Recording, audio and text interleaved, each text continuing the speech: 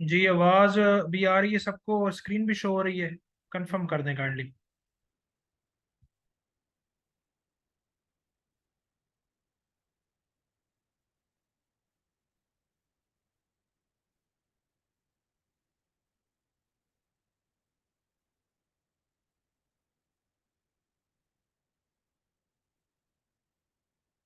Signal issue है चले चलो। मेरी मीटिंग होना।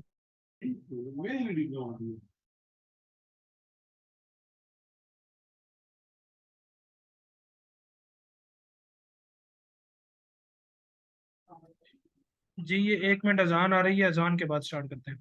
1 मिनट होल्ड करें।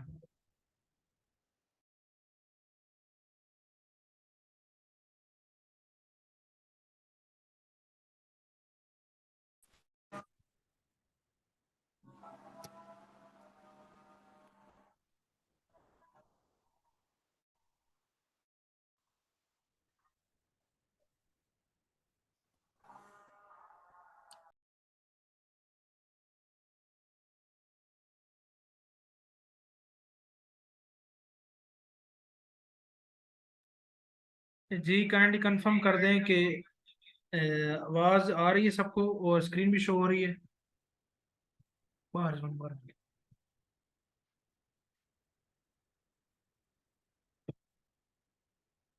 जी ठीक हो गया। जी अभी तक मैंने बेसिक सर्कल का कुछ तारुफ कराया, तो सर्कल की जो बेसिक्स आपको 4-5 बातें बताई हैं उनकी समझ आई आपको? मुझे चैट में जरा बताएं। सर्कल की टर्मिनोलॉजी के लिए जो 4-5 बातें बताई हैं वो समझ में आई हैं?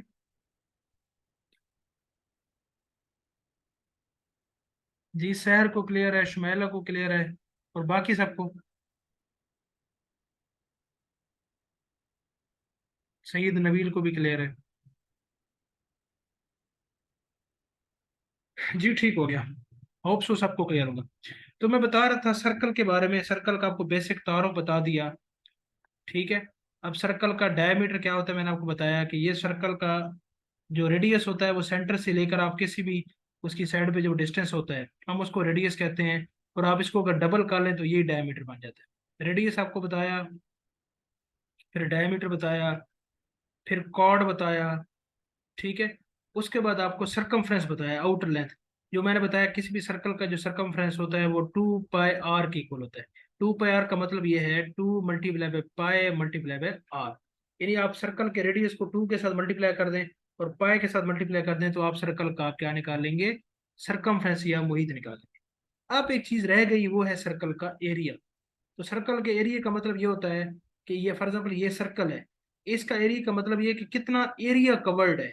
कवर्ड एरिया, जिसको आप उर्दू में कहते हैं रकबा। यानी इसमें जो कवर्ड पोर्शन है वो कितना होगा। कवर्ड पोर्शन निकालना अगर हो तो उसका ये तरीका होता है, आप उसका एक सिंपल फार्मूला है, रकबे का फार्मूला है pi multiply by R square. आप सर्कल पाई आर स्केयर, आप जो सर्कल का रेडियस है उसका आप स्केयर ले लें, उसको पाई से मल्टीप्लाई कर लें, आपको इस सर्कल का क्या आ जाएगा? रकबा, यानी कि एरिया आप फाइंड आउट कर। ठीक हो गया। तो अभी तक मैंने आपको क्या बताया? एक सर्कल क्या होता है, सर्कल का रेडियस क्या होता है, डायमीटर क्या होता है, कॉर्ड क्या होता है, एरिया क्या होता है। इसके डिफरेंट आपको तरीके से इसको आपको एक्सप्लेन किया। अब इसके डिफरेंट किस्म के सवाल आपके पेपर में सर्कल के हवाले से आते हैं। ठीक है। तो मैं इसी सर्कल की आपके सामने कुछ एग्जांपल्स करता हूँ, आपको वहीं से क्लियर हो जाएगा कि किस तरह इसको हम लेके चलते हैं। सर्कल के हवाले से सबसे पहले तो मैं फॉर एग्जांपल आपके सामने ये रखता हूँ कि ये मेरे पास एक सर्कल है और इसका जो रेडियस है वो 2 मीटर है। 2 मीटर बहुत बड़ा सर्कल है। और मैं आपको कहता हूँ आप मुझे एरिया निकाल कर दें, इस सर्कल का एरिया कितना होगा। ठीक है। एक ऐसा सर्कल जिसका रेडियस 2 मीटर है, आप उसका एरिया निकाल कर दें। बताएं जी चैट में कैसे निकालेंगे एरिया? चैट में बताएं साहब। सर फार्मूला पुट करेंगे। जी चैट चैट में बताएं। चैट में लिख के बताएं मुझे। सर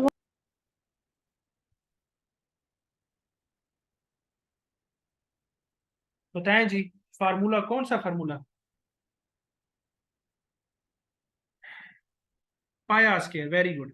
एरिया का क्या फार्मूला है, पाई आर स्केयर, आर आपको गिवन है, आर का आप स्केयर ले लें, 2 का स्केयर ले लें, उसको 4 से मल्टीप्लाई कर दें। बिल्कुल सही बताया, तो आप एरिया निकाल लेंगे। एक और सवाल करते हैं। ये बेसिक बेसिक सवाल आते हैं, ये इस तरह के आपसे सवाल पूछते हैं।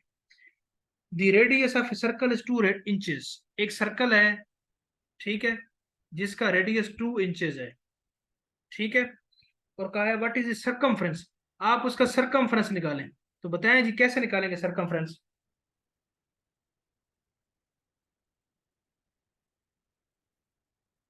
बताएं जी, चैट में बताएं, फार्मूला बताएं, कौन सा फार्मूला लगाएंगे।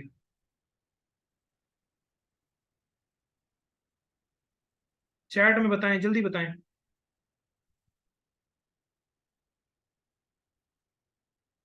जी 2 पाई आर, बिल्कुल जी। बाकी किस, ये एनोनिमस के अलावा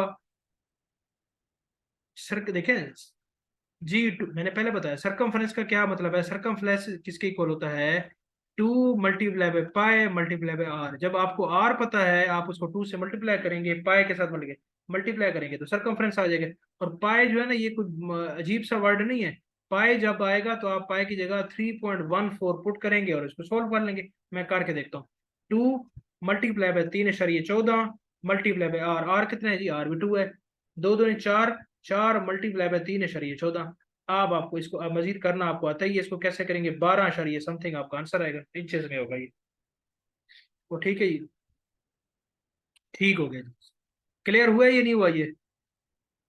एक और सवाल करते हैं, पूछते हैं जी आपसे। एक सर्कल है जिसका सरकमफ्रेंस गिवन है सी, और वो कहा गया कि जो सर्कल का जो सरकमफ्रेंस है ये 15.7 सेंटीमीटर है। और आप कहा गया है आपको कि आप उसका डायमीटर निकालें। बताएं जी कैसे निकालेंगे। जिसको आता है वो वॉइस में बता दे बेशक।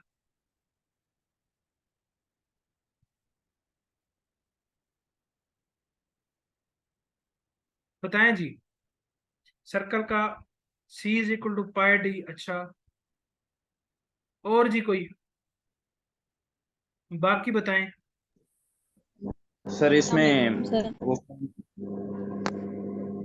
ये बताएं, बताएं जो बता रहे हैं, फैसल बताएं।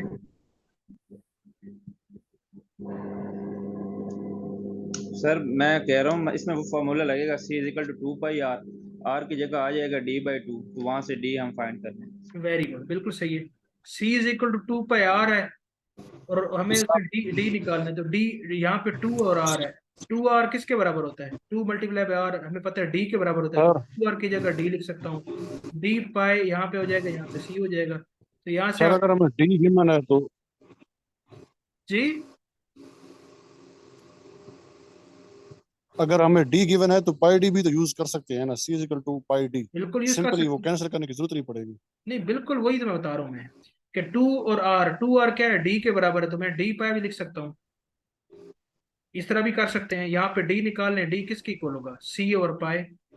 ये अगर आप ये नहीं करना चाहते कोई मसला नहीं है, आप C = 2 पाई आर है, यहाँ से पहले आर निकाल लें। आर किसकी इक्वल होगा, आर होगा C/2 पाई की इक्वल। आप यहाँ से आर निकालें। सी आपको गिवन है 15.7 डिवाइड बाय 2 पाई।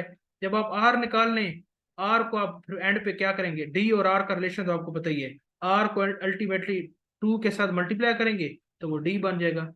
वैसे भी कर सकते हैं, दोनों तरीके हैं। तो बताएं जी, ये क्वेश्चन आपको क्लियर हुआ या नहीं हुआ, सब बताएं।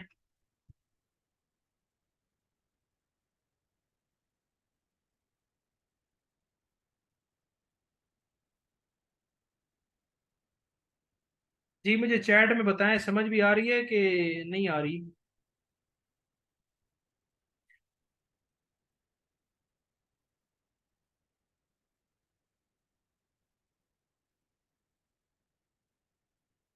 आवाज मेरी सबको आ रही है।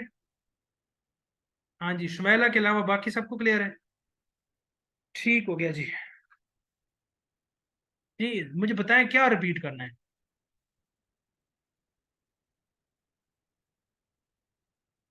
जी सिद्रा आपको क्या बताएं जी।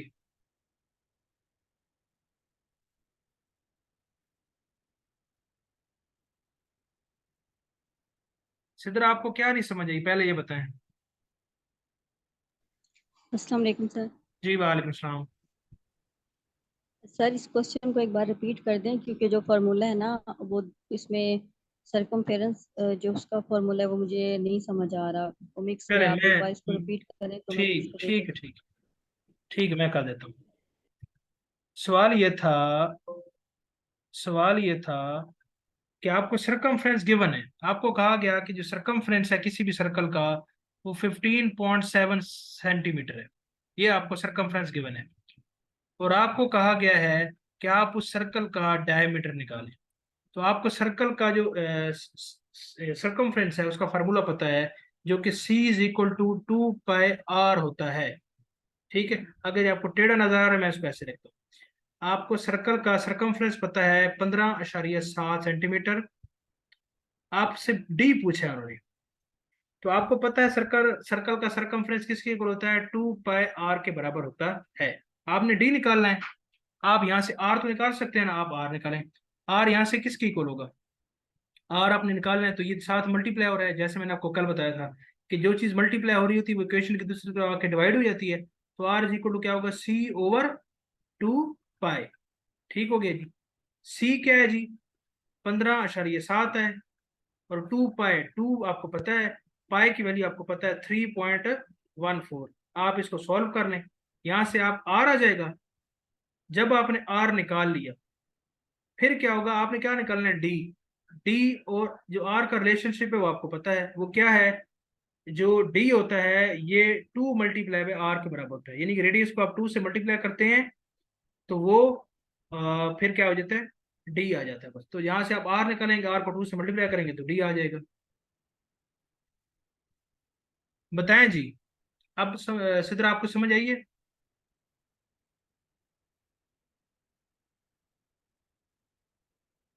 ठीक हो गया, ठीक हो गया जी। बिल्कुल जिस तरह इन्होंने बताया है कि ये भी ठीक है। आप इसको देखें ना, C इज इक्वल 2πr है, आप 2r है, 2r पता है डी के इक्वल होता है, तो आप इसको कह सकते हैं ना डी पाई। तो मैं कह सकता हूँ कि ये जो चीज है ये डी पाई की इक्वल है। ऐसे भी कह सकते हो, 2r डी के बराबर, 2r की जगह डी रख दें, ये भी हो सकता है। ठीक हो गया, ये भी यूज कर सकते हैं, दोनों तरीके हैं जैसे आपको इस लगे। तो खैर अभी तक मैंने आपको क्या बताया कि सर्कल का रेडियस कैसे निकालते हैं, ये जो बेसिक चीजें हैं वो आपको मैंने बता दी हैं। अब मुझे बताएं कि इसकी मजीद एक दो क्वेश्चंस कर लें या नेक्स्ट शेप पे चलें। सर्कल में इतना ही आपने याद रखना है और यही पेपर में आएगा बस, इससे ज्यादा आप ना जाएं तो बेहतर है।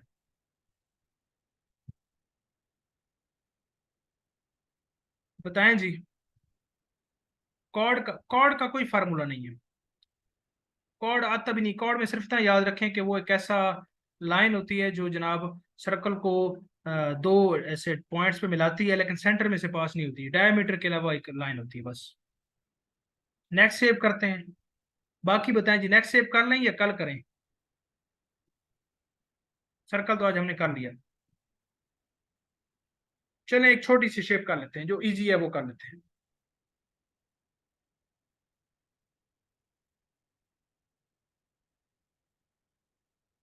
ठीक हो गया, एक और कर लेते हैं।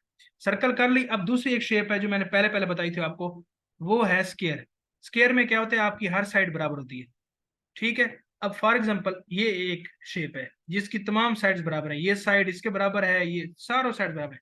फॉर एग्जांपल ये 5 है, ये 5 सेंटीमीटर है, तो ये भी 5 सेंटीमीटर होगी, ये भी 5 सेंटीमीटर होगी, ये भी 5 सेंटीमीटर। लाजमी सी बात है, जब आपको स्केयर कह दे और एक साइड बताए तो एक वो नहीं बता रहा, असल में आपको चारों साइड बता रहा है। जब उसने स्केयर कह दिया तो उसका मतलब चारों साइड बराबर है, तो एक 5 है तो बाकी सारी 5 होगी। अब इस शेप में क्या हो सकता है, इसका एरिया क्या होगा। जिस तरह सर्कल का एरिया का फार्मूला क्या था, पाई आर स्क्वायर था, इसका जो एरिया का फार्मूला है वो है साइड मल्टीप्लाई बाय साइड। यानी एक साइड को कौन सी भी को जोन सी भी एक साइड को आप दूसरी साइड के साथ मल्टीप्लाई करेंगे तो इसके अंदर का ये जो एरिया है, कवर्ड एरिया है, ये आपके सामने आ जाएगा। ये इसका सिंपल सा फार्मूला है। फॉर एग्जाम्पल यही शेप देखें, यही शेप है जिसकी एक लेंथ 5 है, तो चूंकि स्क्वायर है तो सारी साइड्स 5 5 होंगी, तो एरिया क्या होगा, एक साइड अगर 5 है दूसरी भी 5 है, तो 5 मल्टीप्लाई बाय 5, 25 यूनिट स्क्वायर। अब इसका जो यूनिट होगा उसके हिसाब से ये स्क्वायर हो जाएगा। तो ये है जनाब स्क्वायर का एरिया। इस तरीके से आप एरिया निकालते हैं। ठीक हो गया। इसी तरह इसमें कोई डायमीटर नहीं है, इसमें कोई रेडियस नहीं है। रेडियस और डायमीटर की टर्म सिर्फ सर्कल के लिए। इसमें क्या है, एक और जो सरकमफ्रेंस है ना, जो कि आउटर लेंथ थी, इसके अंदर वो जो टर्म है वो सरकमफ्रेंस नहीं इस्तेमाल होती, उसको हम कहते हैं पेरीमीटर। पेरीमीटर ये अक्सर है। पेरीमीटर क्या होता है, आप उसकी तमाम साइड्स की लेंथ को ऐड करते हैं। ये फॉर एग्जाम्पल ये 5 है, ये भी 5 है, ये भी 5 है, यानी आप कहेंगे side 1 plus side 2 plus side 3 plus side 4, इन चारों साइड्स को आप ऐड कर दें तो ये इसका बन जाता है पेरीमीटर। तो जैसा कि आपको पता है, अगर वो स्क्वायर होता है तो जो एक ही साइड होती है और वही साइड हर जगह होती है, तो आप कह सकते हैं कि एक साइड को आप 4 से मल्टीप्लाई कर दें, वो भी आप कह सकते हैं। इस केस में देखें, 5 प्लस 5 10, 10 और 5 15, 15 प्लस 5 20, तो 20 आप 20 जो भी इसका यूनिट है, मीटर है तो मीटर आ जाएगा, सेंटीमीटर सेंटीमीटर, ठीक है। तो ये इसका पेरीमीटर बन जाएगा, ठीक है। या इसका दूसरा तरीका है, आप एक साइड लें, फॉर एग्जाम्पल ये 5 लें, साइड ली आपने, इसको 4 के साथ मल्टीप्लाई कर दें, ठीक है, जितनी साइड्स हैं, तो इससे भी आप निकाल सकते हैं। तो उस आप कोई भी इस तरह की शेप है, यानी स्केयर जो है, स्केयर का उसमें से आप एरिया भी निकाल सकते हैं, आप उसका पेरीमीटर भी निकाल सकते हैं। स्केयर की प्रॉपर्टी आपको पता चल गई कि स्केयर में तमाम जो साइड्स होती हैं वो आपस में बराबर होती है। बस स्केयर के हवाले से आपको इतना ही याद रखना। हाँ जी, स्केयर की क्लैरिटी हुई है या नहीं हुई? स्केयर का एरिया कैसे लेते हैं, पेरीमीटर कैसे लेते हैं, ये समझ आया आपको? बाकी सबको ठीक हो गया। अब एक और शेप भी कर लेते हैं, वो भी इससे मिलती जुलती है। वो क्या है जी? वो हमारे पास ये एक शेप है। ये कौन सी शेप है? देखने में जाहिर है आमने सामने वाली जो साइड्स हैं वो बराबर हैं, ये इसके बराबर है, ये इसके बराबर है, लेकिन हर साइड बराबर नहीं है। देखिए ना, ये साइड और ये साइड बराबर नहीं है, ये साइड और ये साइड बराबर नहीं है, ये और ये बराबर है, फेसिंग साइड्स बराबर है, ठीक है जी। जो इसके एंगल्स हैं, नहीं, इसके एंगल्स की जरूरत नहीं है, एंगल्स का सिर्फ ताल्लुक हमारी एक शेप के साथ ज्यादा होता है, ट्राइंगल, हम उसको जब आएंगे तो उस पर करेंगे। बाकी के एंगल की करने की कोई जरूरत नहीं शेप्स की। जितना आपको बता रहा हूँ आपने इतना ही करना है, इससे ज्यादा नहीं करना, ठीक है। हमने कोई मैथ में पीएचडी नहीं करनी, या हमने मास्टर्स मैथ में नहीं करना, हमने उतना ही करना है जो पीपीएससी एफपीसी की रिक्वायरमेंट है, बस वही मैं आपको करा रहा हूँ। तो ये जनाब रेक्टेंगल है, रेक्टेंगल में मतलब फेसिंग साइड्स बराबर है, ये साइड ये साइड। अब इस तरह की शेप का क्या होगा, ये बिल्कुल मिलती जुलती है किसके साथ जनाब? ये आपके स्क्वायर के साथ। इस तरह स्क्वायर का क्या था, एरिया निकालने का क्या फॉर्मूला था? Side 1 multiply by side 2। इसमें भी ऐसे ही होगा, ये साइड दूसरी साइड के साथ मल्टीप्लाई होगी। लेकिन आपने ये याद रखना है कि इसमें ये ना हो कि ये साइड उस साइड को उसी साइड के साथ या उसके बराबर जो साइड है उसके साथ मल्टीप्लाई कर दें, ऐसे नहीं करना। दो डिफरेंट साइड्स को आप आपस में मल्टीप्लाई करना है, ठीक है। साइड 1 मल्टीप्लाई बाय साइड 2, बस दो साइड्स का आपस में मल्टीप्लाई कर दें तो ये इसका एरिया आ जाएगा। इसी तरह इसका पेरीमीटर क्या होगा? पेरीमीटर मैंने आपको बताया था पहले, क्या? इसकी ये लेंथ प्लस ये लेंथ प्लस ये लेंथ प्लस ये लेंथ, तो ये इसका पेरीमीटर आ जाएगा। अब इसमें वो प्लस मल्टीप्लाई बाय 4 वाला काम ही कर सकते हैं, उसकी वजह से कि तमाम जो आपकी लेंथ है वो डिफरेंट है, दो आपस में एक दूसरे के बराबर हैं, दो एक दूसरे के बराबर है। फॉर एग्जाम्पल इसकी ये 5 है, ये 5 है, तो इसका मतलब क्या है कि इसके सामने वाली बराबर है तो ये 5 होगी। ये 2 है तो ये क्या होगी? 2 होगी। अब ये बताने की जरूरत नहीं होगी, जब आपको बताएगा रेक्टेंगल है तो आप समझ जाइएगा कि फेसिंग साइड्स बराबर होगी। तो ये 5 है तो ये 5 होगी, ये 2 होगी, 2 होगी। तो पेरीमीटर क्या होगा? पेरीमीटर होगा 5 प्लस ये 2 प्लस 5 और प्लस 2। तो इसको प्लस कर दीजिए, 7 7 और 2 9, 9 और 5 कितना होता है? 14, 14 यूनिट जो भी होगा, तो ये जनाब इसका पेरीमीटर हो जाएगा। याद, ये पेरीमीटर है, ये पैरा नहीं है, याद रखिए, आर आई है, पैरामीटर और चीज होती है। बताएं जी, स्केयर और रेक्टेंगल की समझ आई आपको? एरिया कैसे निकालते हैं, पेरीमीटर कैसे निकालते हैं, समझ में आई या नहीं समझ में आई? ठीक हो गया जी, ठीक हो गया। यही आज तक, यही मेरे ख्याल में काफी है। आज हमने क्या पढ़ा? काफी चीजें पढ़ी हैं। अब जब आपको नोट्स मिलेंगे फिर आप इसको मजीद पढ़ेंगे। अगर आप कहते हैं तो थोड़ा सा हम इसको आगे पढ़ लेते हैं, एक और शेप कर लेते हैं। आज वैसे हम 3 शेप्स कर चुके हैं, बहुत है, अच्छा ठीक है, कल कर लेंगे, कल कर लेंगे। तो आज हमने कौन सी शेप्स देखी हैं? स्क्वायर देखी है, और उसके अलावा रेक्टेंगल देखी है, रेक्टेंगल के अलावा हमने सर्कल देखी है। बाकी जो है ट्राइंगल जो सबसे अहम है, इसमें एंगल्स बहुत ज़्यादा इस्तेमाल होंगे और बहुत ज़्यादा वो पेपर्स में पूछी जाती है, वो हम उसको इंशाल्लाह कल करेंगे। ठीक हो गया। तो अभी जरा मुझे बताएं कि आज का लेक्चर आपको क्लियर हुआ है सबको? ठीक है, कोई चीज इस लेक्चर के हवाले से कोई एम्बिग्युइटी हो, कोई कंफ्यूजन हो तो आप पूछें। बाकी इंशाल्लाह बाकी रिमेनिंग जो टॉपिक्स हैं वो ही इंशाल्लाह हम इसमें कवर अप कर लेंगे इंशाल्लाह। तो कोई भी स्टूडेंट क्लास ना मिस किया करे, क्लास मिस करते हैं तो बहुत सारी अहम जो बातें हैं ना वो मिस हो जाती हैं। ठीक हो गया? तो क्लास ना मिस किया करें, इंटरेक्शन होती है, जो चीज समझ में नहीं आती आप यहाँ पे पूछ सकते हैं। रिकॉर्डिंग में तो रिकॉर्डिंग से तो नहीं पूछ सकते ना आप। ठीक हो गया? बाकी इंशाल्लाह एक दो चीजें हैं वो हम इसमें मजीद। जी ठीक है, आप जा सकते हैं। कोई खास अभी टॉपिक हमने कवर कर लिया, आप जाना है मुदस्सर तो जा चले जाए बेशक, मजीद हम नहीं पढ़ रहे कुछ। ठीक हो गया जी। बाकी हमने ये चीजें कर ली हैं कुछ, और कुछ रह गई हैं वो इंशाल्लाह नेक्स्ट क्लास में कवर करें। तो आज हमने क्या पढ़ा, अगर मैं समराइज करूँ, ज्योमेट्री क्या है, उसका बेसिक तारुफ वो आपको बताया। ज्योमेट्री में पॉइंट क्या होता है, प्लेन क्या होती है, 2D प्लेन क्या होती है, 3D प्लेन क्या होती है, लाइन क्या होती है, फिर लाइन से फिर एंगल क्या होता है, फिर एंगल्स की टाइप्स आपको बताइए, एक्यूट एंगल क्या होता है, ऑब्ट्यूस एंगल क्या होता है, राइट एंगल क्या होता है, रिफ्लेक्स एंगल क्या होता है, ओब्लिक एंगल क्या होता है। ये सारे हमने जो है ना एंगल देख लिए। उसके बाद फिर हमने मुख्तलिफ किस्म की शेप्स को स्टार्ट थी, पहले देखा कि कौन सी शेप्स हैं, उसको देखा, आपको शेप्स की कैसे उसको डिफाइन करते हैं वो बताया। फिर हमने तीन शेप्स, स्क्वायर, रेक्टेंगल और वो तीसरी कर ली। ठीक हो गया? तो ये लेक्चर इजी था तो बहुत अच्छी बात है। मेन चीज़ ये है कि आपको समझ आ गई है, तभी इजी लग रहा है। हर वो चीज़ इजी होती है जिसकी आपको समझ आ जाती है। ठीक हो गया? अब जनाब फ्लोर ओपन है क्वेश्चंस के लिए। अगर किसी ने कुछ पूछना है तो पूछें, कुछ डिस्कस करना है तो डिस्कस करें।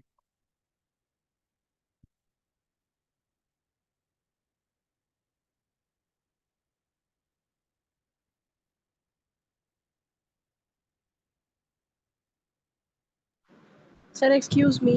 जी जी। सर इसके जो क्वेश्चंस होते हैं ज्योमेट्री के, ये नहीं आते, वो जो होते हैं वो हमने पढ़े थे, जो बड़ी बड़ी स्टेटमेंट्स वाले, खेत का ये इतना है, ये बड़ाई इतनी है तो बाढ़ लगा की कीमत कितनी होगी, और इस तरह के सवाल तो नहीं आते, या डायरेक्ट ये करें नहीं देखे ना, उस तरह के सवाल भी कुछ कुछ आ जाते हैं, ये तो नहीं कहते। अब देखें ना, थोड़ा सा इसको समझना होता है, इसके लिए मैं फिर आपको कहता हूँ प्रैक्टिस करें। अब देखें ना, ये जो बाढ़ वाला सवाल आप कह रही हैं, तो बाढ़ मुझे बताएं, बाढ़ कहाँ पे लगती है? सर बाउंड्री पे। बाउंड्री पे लगती है। आपको कहते हैं कि ये जनाब एक स्पार्क है जो कि स्क्वायर शक्ल का है, और उसकी एक लेंथ फॉर एग्जांपल 5 किलोमीटर की है। ठीक है? अगर ये 5 है तो ये भी 5 होगी, ये भी 5 होगी, ये भी 5 होगी। और कहते हैं कि हमें जनाब इसके ना बाढ़ लगानी है, और 1 किलोमीटर का जो खर्चा है वो 50 रुपए है। तो बताएं कितना खर्चा आएगा? तो आप सबसे पहले दिखाएंगे, आप कहेंगे बाढ़ मैंने यहाँ लगानी है, अगर मैंने यहाँ लगानी तो मुझे क्या निकालना पड़ेगा? पेरीमीटर निकालना पड़ेगा, लाजमी सी बात है। आउटर लाइन निकाली है तो पेरीमीटर क्या होगी?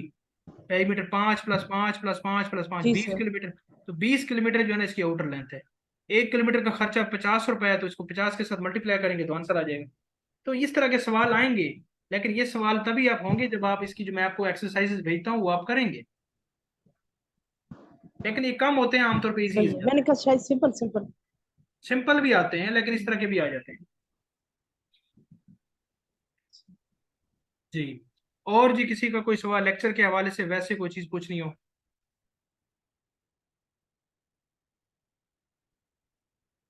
बताएं जी।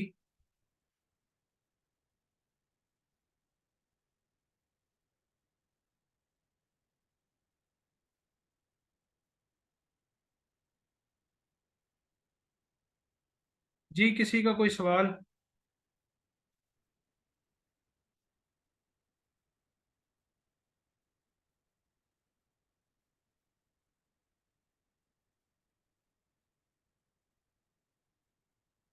ठीक हो गया जी।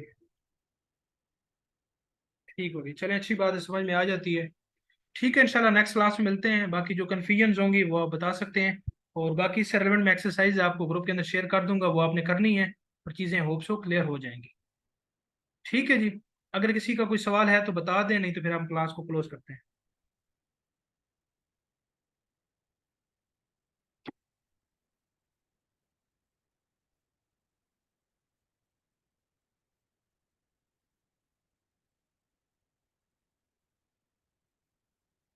हाँ जी, तो है किसी का सवाल? मेरे ख्याल से किसी का कोई सवाल नहीं है। जब सवाल सोचने पड़े तो इसका मतलब ये होता है कि सवाल नहीं होता, सवाल सोचने नहीं पड़ते, सवाल आ जाते होते हैं। ठीक है जी, इंशाल्लाह नेक्स्ट क्लास में मिलते हैं, और दो में याद रखिएगा कल शार्प 8 बजे आ जाया करें टाइम, क्योंकि जल्दी से हम क्लास स्टार्ट कर दिया करें। और इस वीक में कोई भी छुट्टी ना करें, हम बड़े इंपॉर्टेंट टॉपिक्स करने वाले हैं, तो हमारे 1-2 टॉपिक रह गए और हम अच्छे तरीके से उसको करेंगे और बाकी चीज़ें क्लियर रह जाएंगी। ओके जी, थैंक यू सो मच।